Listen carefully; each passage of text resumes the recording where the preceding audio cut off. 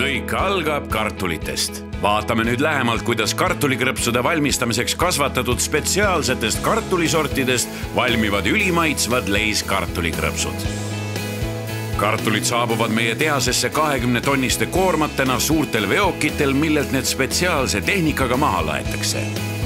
Seejärel pestakse kartulid põhjalikult ja kooritakse väga õhukeselt, et säilitada nende maksimaalset toiteväärtust. Pärast seda läbivad kartulid esimese 5 kvaliteedikontrollist ja need viilutatakse kasutades kas lainelist või sirget lõiketera vastavalt sellele, mis kujuga krõpse soovitakse saada.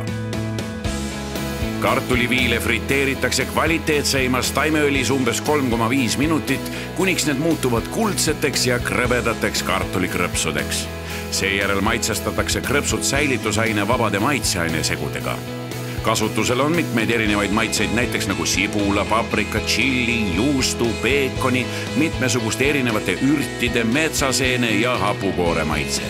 Samuti pakume lihtsalt soolaga maitsestatud naturaalseid kartulikrõpse. Enne pakendamist läbivad meie krõpsud järjekordse kvaliteedikontrolli, pärast mida need kaalutakse ja pakitakse. Krõpsupakid pakendatakse pappkastidesse ja seejärel ongi nad valmis kauplustesse transportimiseks.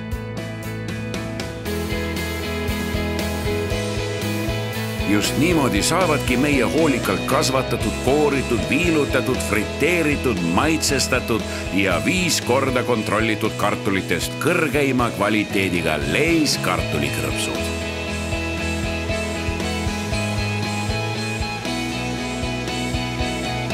Parem koos Lay'siga.